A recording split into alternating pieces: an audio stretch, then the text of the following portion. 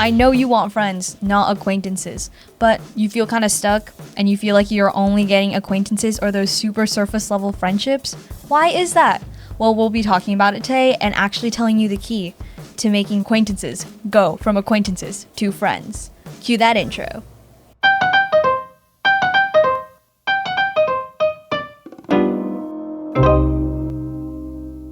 Hey guys, this is Fantastic, your favorite podcast helping you improve one small step at a time through stronger mental health and community. My name is Joey. And my name is Ian, and we are your hosts, and we're also siblings.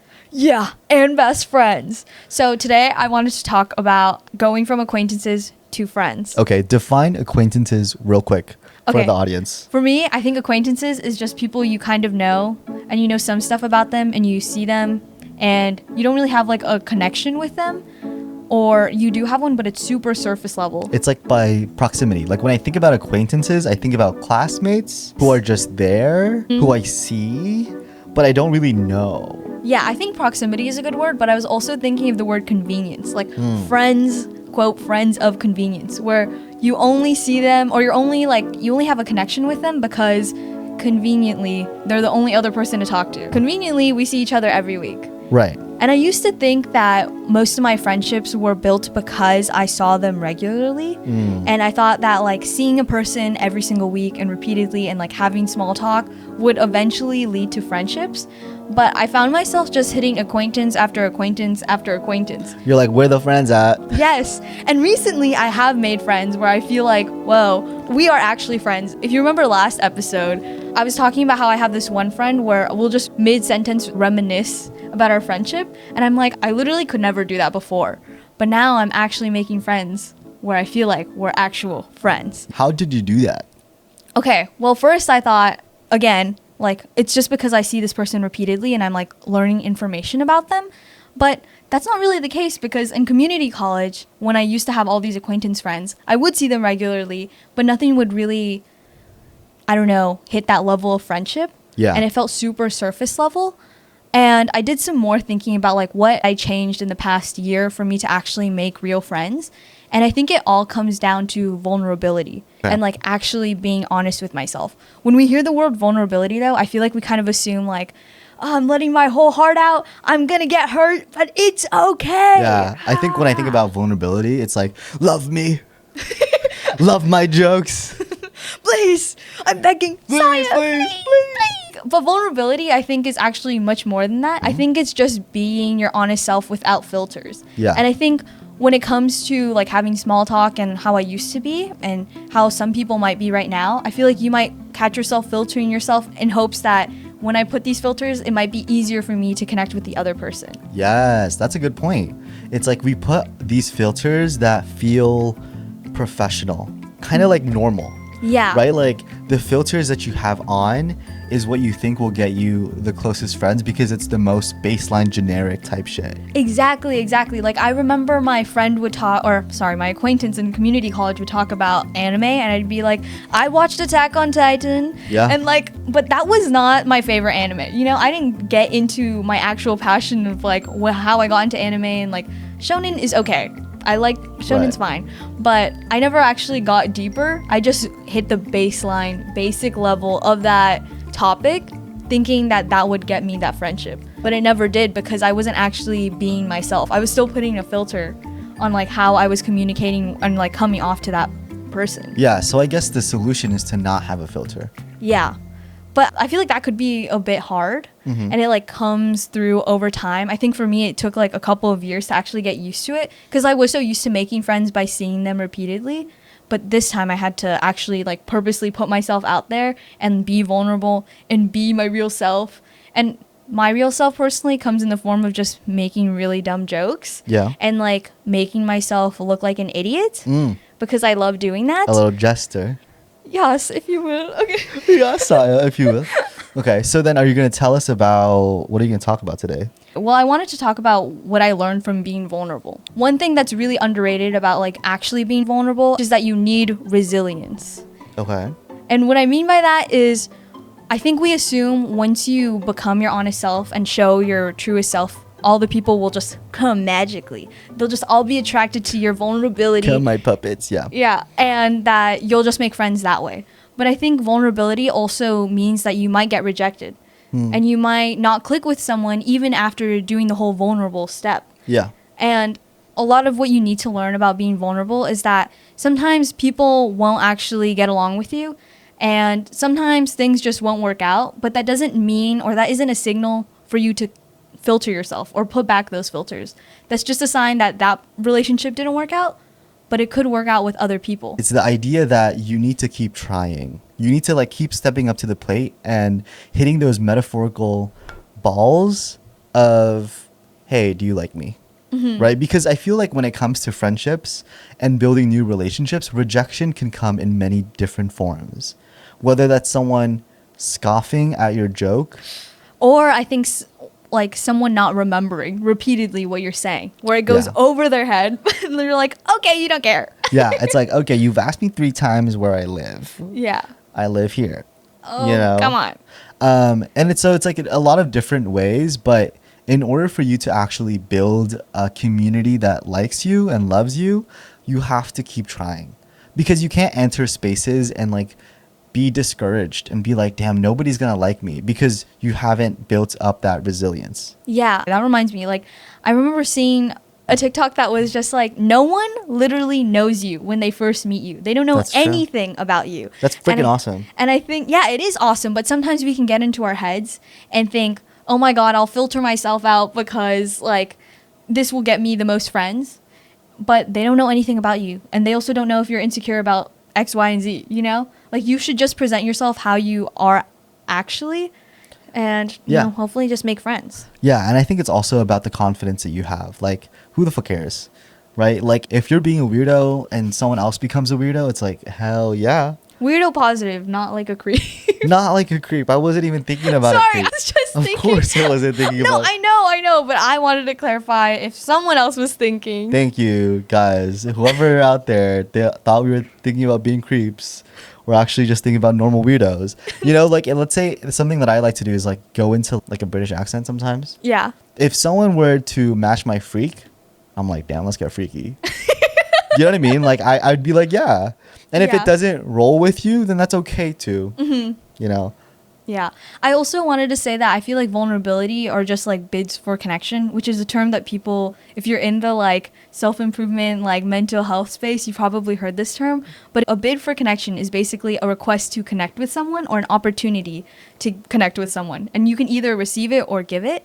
And these are like either big or small actions, verbal, non-verbal. It could just be like touching someone's shoulder just to show like we're connected, or it could just be like you talking about your passion and someone being like, tell me more. Like, they are getting that bid for connection and they're actually connecting with you. Yeah, I think it's like you kind of listening and being present, right? Another bid for connection would just be like someone sighing and be like, hey man, what's wrong? Yeah. You know? But if your friend goes and you're like, dude, the game last night Okay, complete rejection. Yeah, it's like, okay, you didn't listen. Or it's like similar to the whole like the bird theory, where they're like, oh my God, like I just saw a really cool bird, you know, and all the good boyfriends are like, tell me more about the bird. Wait, do you ever see those like TikTok tests or theories and you're like writing that shit down, like olive theory? Well, you know, like your olive's girlfriend, I'll eat the. No, definitely not writing them down. Okay. Bookmark that shit. Okay. No, for sure, no. I don't need a bookmark it. It's in here. It's in here. It's already locked in. If someone tells me about a bird, I'm like, I've seen that TikTok. Tell me more. So, where do you want to watch? Babe, where? Where are the birds? Babe, tell me which one. Do they sound like this? yeah. But yeah, there's a lot of different forms of bid for connections. But like when they don't get received well, it doesn't feel good. It doesn't. You know, when like you're trying to, I mean, this happened to me last week, where I was like trying to tell my friend about another friend that I met, and they kind of just like, dude, just tell me. I'm like, okay. It kind of like ruins your mood, but luckily you didn't take it as like a rejection, and you're just like, I'm not gonna tell anyone about making new friends. It's like, okay, maybe I just yes, this is true. Like, maybe I'll just find other friends, or maybe it just wasn't the right fit, and maybe I shouldn't tell this particular friend about making new friends again. because you don't want to feel that rejection. But yeah, that's basically the first lesson. There's a lot of resilience and rejection that comes with being vulnerable, so prepare yourself for it. But it's worth it. The second one, which I think we kind of touched on when we were talking about bits for connection, was that you must be curious. I think when we talk about ourselves and we're being vulnerable, we can get really excited when someone else engages in that. And they're like curious and you're like, yeah, I'll keep talking about myself. Yes, we're on a roll. But slow down and think, have you asked the other person a question? Have you been curious about what the other person's life is about? And are you showing a bid for connection? Are you receiving that and actually showing a positive reaction to it?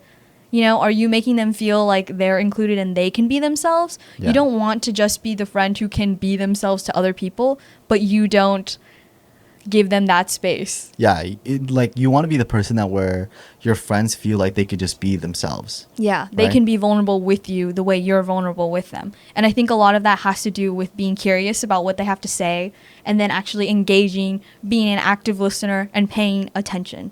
Yeah, or just being like, it's also kind of hard personally sometimes when I'm meeting someone new and any topic that they give me, I have no idea. Like, I have no care, you know? Yeah. So, like, you have to kind of keep trying until you hit, like, oh, shit, you like anime too? You know? Then you kind of have something. But until you find that kind of common interests, I know that sometimes it's a little bit hard. One thing that you taught me to do was that you just have to ask enough questions till you find something you're interested in. Yeah. Just so you don't seem like an awful person. Because it's not like you don't want to talk to that person. And it's they just could tell. It's just that, like, stuff isn't clicking and you're just trying to find a match. Yeah. Like, I remember having conversations like this last month where I went to a dinner and they would be like, hey, I like this. And I'm like, never heard of it.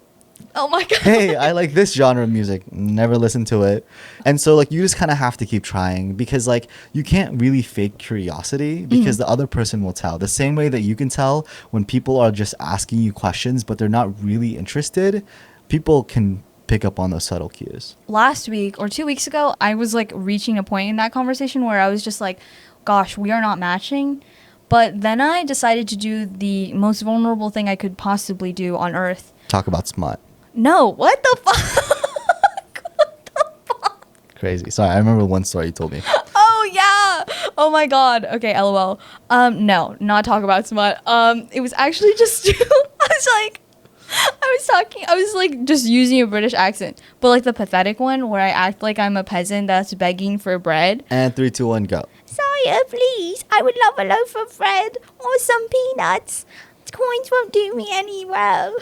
Okay, I was saying that to someone. Mind you, they were like 35. I was in line in Adobe Max, right? Oh and I said something like that, and they were like, they like lit up, and then we started just talking like that, and then the conversation got so much easier. And I think it's because we were both really tired that day, so we were giving like surface level answers. But when I had done that, it just made the conversation way better. Yeah, it's like you were breaking the pattern almost. Yeah, and then I was also like, oh, I can imagine you right now in like a robe and velvet curtains in the back with a crow on your shoulder, and you're like, take one small step to make a bad day into a better one. Because that's what he told me. That was his advice. And he was like, yes, and like the crow, and then he just got into the whole like scene. Oh, yeah. And it was so nice because he said himself that he had a very deadpan, nihilistic, like everything's hopeless type of view.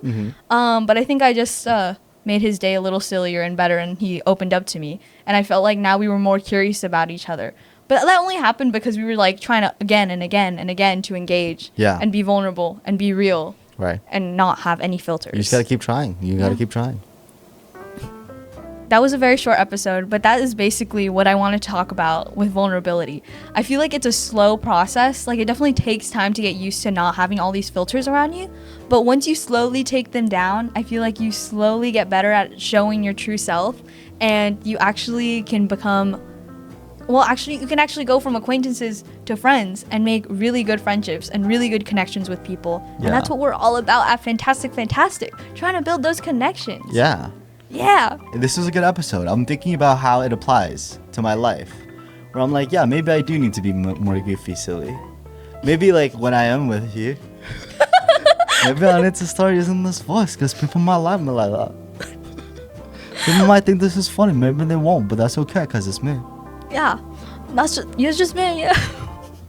Anyways, I wish you the best when it comes to making acquaintances into friends. And one challenge I have is to just be vulnerable with one person. You probably have one person that you want to be friends with. Just do something silly. Just be yourself. How would they do that? Aside from being silly, because I feel like being silly I also is okay, specific I think, to you. Yeah. Okay. Another one is just like talking about your passion and like actually opening up. Don't act nonchalant. Be like, yeah, I like baseball. Talk about all the Shohei Ohtani. Shohei Ohtani. Oh my God, he's the man. The way he goes, "Tsh, hit the ball. Whoa. And then he also goes psh, and throws it. Yeah, that's so epic, man. Gosh. Okay. Anyways, that's all for today. Hope you enjoyed this episode and check out any of our other episodes because they're all about community or self-confidence and stronger mental health. That's all for today. Bye. See ya.